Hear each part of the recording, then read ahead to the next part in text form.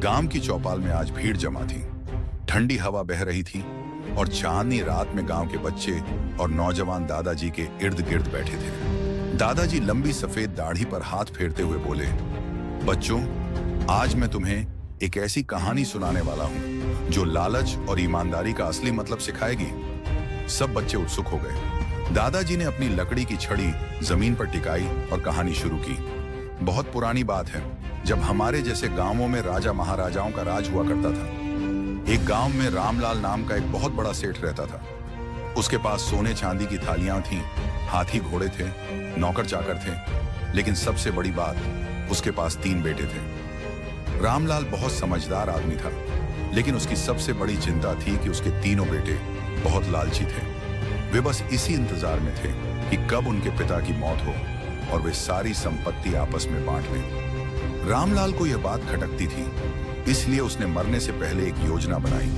उसने एक वसीयत लिखवाई और उसे अपने सबसे भरोसेमंद नौकर के पास रखवा दिया। लेकिन जब उसकी मौत हुई और बेटे वसीयत पढ़ने गए तो उसमें सिर्फ इतना लिखा था, जिसका हक है वही पाएगा, खोजो तो उत्तर मिल जाएगा। बेटे हक्के बक्के रह गए।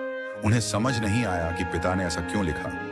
अब क्या था, तीनों ने अपनी अपनी खोज शुरू कर दी। सबसे बड़ा बेटा माधव, जो सबसे ज्यादा लालची था, उसने घर के हर कोने में तिजोरियां तोड़नी शुरू कर दी। दूसरा बेटा मोहन, जो थोड़ा चालाक था, उसने पुराने कागजात और चिट्ठियां पढ़नी शुरू कर दी ताकि कोई सुराग मिल सके। लेकिन तीसरा बेटा सूरज, जो सबसे छोटा था, उसने सोचा, पिताजी ने हमेशा कहा था कि दौलत से ज्यादा बड़ी चीज इंसानियत होती है। सूरज ने घर के नौकरों से बातें करनी शुरू की, गांव वालों से पूछताछ की और धीरे धीरे उसे अपने पिता की एक पुरानी किताब मिली। उस किताब के बीच एक खत रखा था जिसमें लिखा था, सच्ची दौलत वही है जो जरूरतमंदों के काम आए। अब सूरज समझ गया। वह दौड़कर वकील के पास गया और असली वसीयत मांगी।